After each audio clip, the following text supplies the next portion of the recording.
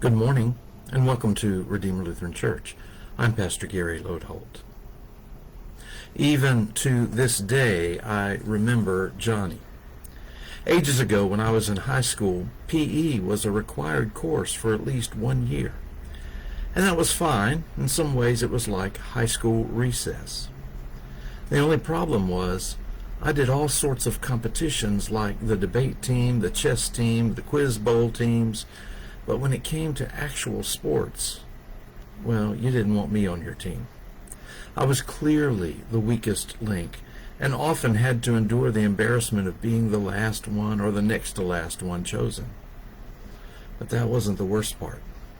Sometimes the teacher would have us play a game of softball. When it was my team's turn to take the field, I would go out as far into the outfield as I could, hoping that I could get lost in the crowd of us out there and not have to actually field a ball and throw it to the right place.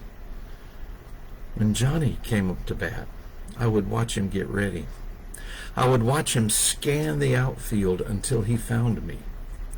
Then he'd swing, and guess where the ball always came? By the time I would finally pick up the ball, which of course I didn't catch, Johnny was typically rounding second and headed to third. Oh, I remember Johnny all right.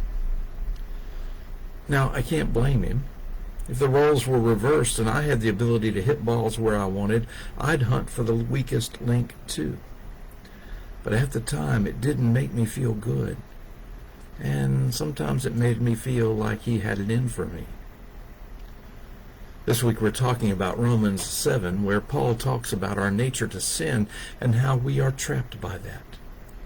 But then comes Romans 8, and we move to discovering a God who doesn't let that failure stand in the way of mercy and grace.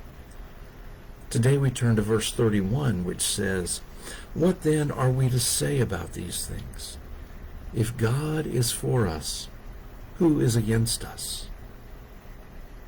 Paul has spent much of this chapter speaking of the ways God is for us. He has described how God is with us, how God redeems all creation, how God even helps us pray when we don't have the words. Even as trapped as we are in our sin, God continues to reach to us. And as we draw near to the end of this chapter, Paul begins to bring his point home. We may be trapped in sin. We may face all kinds of enemies who have it out for us, and even the enemies of sin and death. But we have God on our side. And if God is for us, what chance do any of those enemies have? Not much. Maybe you've seen the recent commercial where the kid is choosing a teammate for a basketball game. He hems and haws while the others wait to be selected. Finally, he says with resignation, "Okay, I'll take Barkley." Suddenly we realize that a retired NBA player was one of the choices. If that happened in real life, you would quickly choose Barkley. Not only does he have basketball skills, but he also is 4 or 5 feet taller than any of the other kids. If Barkley's on your team, who's going to defeat you? Nobody. Well, if God is on your team, who can defeat you? Nobody. And God is on your team.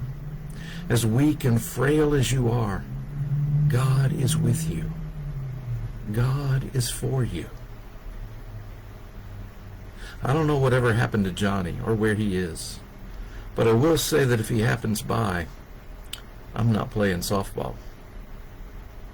And by the way, I like having a chapter 8 God. Thanks for watching, and remember to let this day belong to God.